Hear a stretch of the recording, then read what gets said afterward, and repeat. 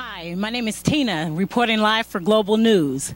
We're here in the park, and we have some interesting things going on now. We have some spectators who have, from time to time, I know in the last 2 months, have reported sightings, or at least evidence that Bigfoot does exist.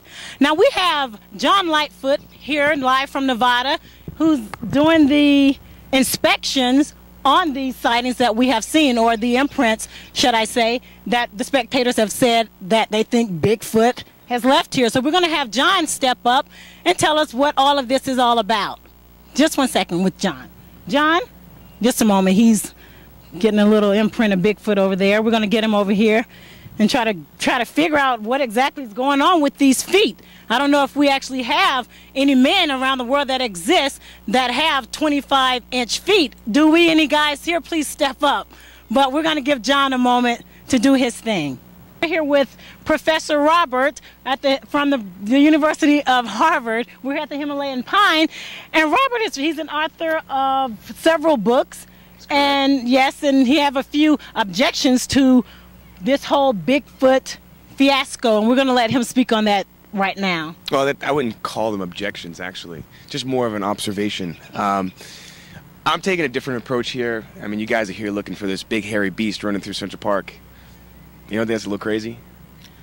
Well, we just had Mr. Lightfoot on our show, and there he's presented proof. You can go to your local library, take a look in the this is what libraries. Yes. You go to libraries. What are your objections to that, sir? Well, I personally, what I'm thinking about, what you guys are seeing here, is a little bit different than Bigfoot, actually. Let me just backtrack a little bit on Bigfoot and how I view this so-called creature.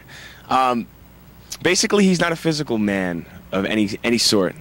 He's more of a projection of our subconscious. And Bigfoot and the wild man, in a sense, basically is this wild beast that lives in each of us. It has no limits, no boundaries. Excuse me for 1 second, Professor. Yes. But if you recall, back in the 70s, I believe it was, there was a movie made about this beast, and we referred to, what was it, the $6 Million Man? So that was concocted, you're saying, out of someone's mind, just like some surreal dream? No, this is a little bit different. What's happening is there's a global awakening of awareness that's going on in the world. And this Bigfoot thing that's been going on for so long, basically all it is our own search of self. There's that wild beast that lives in all of us. Mm-hmm. And, you know, where do most people see Bigfoot? I'm not sure exactly. Like the wooded areas, right? I understand that, but through the trees. As Mr. Lightfoot said, there's evidence of imprints that are larger than human size. There's evidence of flying saucers and, you know, crop circles. I mean, it all can be hoaxed in. I mean, I can come, you know, with these molds and make a big footprint. You know, no one's actually captured him, huh?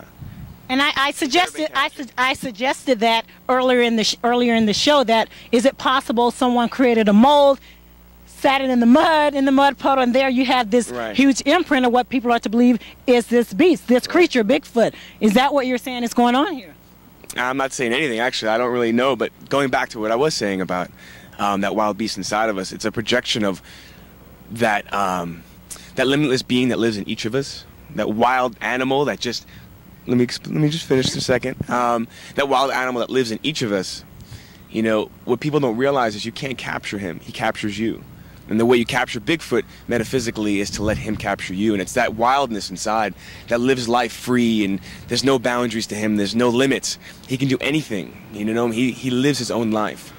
And the projection and seeing that is our own desire to have him in our lives. But socially we're conditioned to live by everybody else's rules. And we've kind of suppressed that Bigfoot, so to speak. What is Bigfoot? I mean, Bigfoot.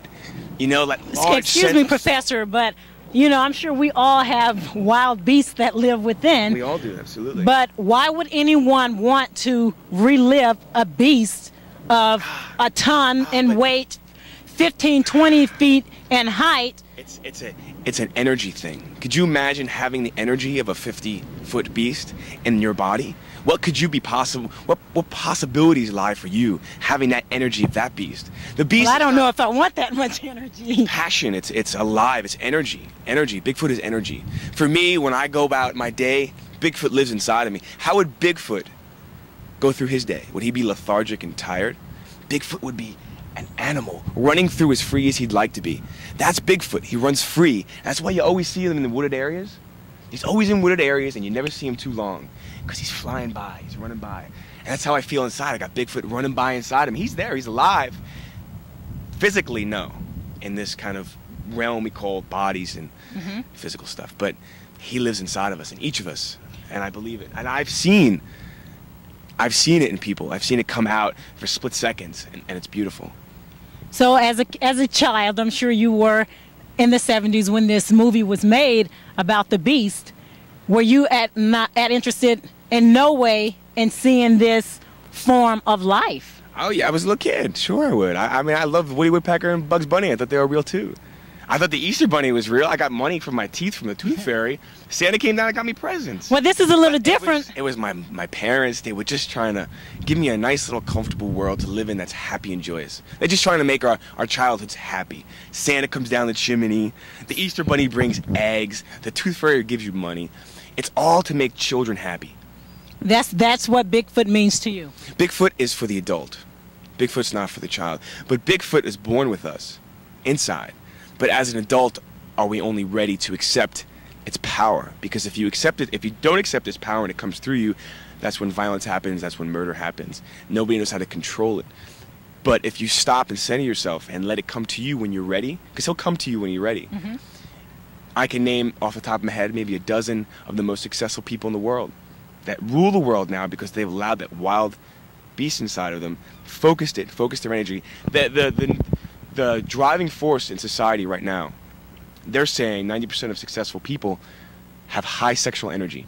The sexual energy, they take it and they redirect it and focus it into their work. And the wild beast is another representation of a different kind of energy that pushes us forward. Okay, one last question for you, Professor. Sure. Of all the beasts, the Easter Bunny or the Christmas tree, Santa Claus, reindeers, why did you choose in your profession as an adult to dispute the fact that Bigfoot exists? I don't know. Maybe it's my own way, basically, to share this understanding that I have about Bigfoot. And I believe that when people really truly look at it inside and start to question that and look deeply inside, their lives will change. They will find different meaning in different things. And maybe that's my own little destiny, so to speak, going about creating change in the world. So in all, I guess what we're saying is Bigfoot is just another, not, shall we say, some sort of mentor or what would we... He's because I grew up on Bigfoot, and I loved Bigfoot. He's raw energy. He's intriguing, isn't he? When I was a little kid, I was intrigued by Bigfoot. You kidding me? As a little kid, I was like, who is this hairy man running through the forest? I want to meet him. But it wasn't the hairiness that excited. I wanted to meet him. It was this big 8-foot beast that was not human, that was living in the woods, and no one can ever find him. I want to know who he was. And my whole life, I was searching for him out there. And one day I came back, and I sat under a tree like this, and I realized he doesn't exist out there. He exists in here. And I was searching in all the wrong places. And it just came to me, and that's when I understood. And if I could share that understanding with other people, then my job is done. And my job is done here. Thank you very much for tuning in. This is Tina again with Global News.